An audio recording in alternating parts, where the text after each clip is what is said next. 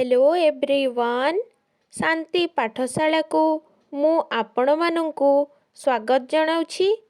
आजिकार एक नूतन वीडियो रे आमे जानिबा एक पत्र लिखन। जदि एबे पर्यंत आपण चैनल को सब्सक्राइब करिनाहांती तेबे सर्वप्रथमे चैनल को सब्सक्राइब करिनियंतु एवं पाखरे थिबा बेल आइकन को प्रेस करि दियंतु। तेबे चलंतु भिडियोटी आरंभ करिबा। संक्रामक रोगर प्रतिषेधक व्यवस्था पाई जिला स्वास्थ्य अधिकारींक निकटकू आवेदन पत्र लेख। माननीय कमा श्रीयुक्त जिला स्वास्थ्य विभागीय अधिकारी कमा जिलार नाम जगतसिंहपुर जिला। प्रसंगटी लेखिबा संक्रामक रोगर प्रतिषेधक व्यवस्था पाई पदक्षेप। तळकू लेखिबा महाशय कमा निवेदनर कारण एही कि जे कमा आमे जगतसिंहपुर जिलार पद्मपुर ग्रामर अधिवासी अटु।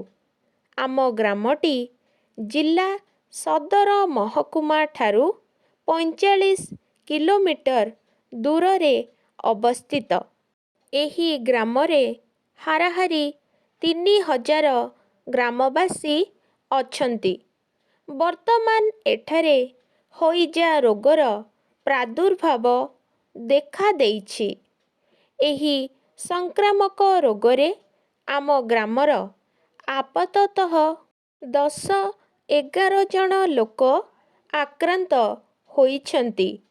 एहा छड़ा गतकाली 2 जनकर शोचनीय भावरे मृत्यु घटिछि।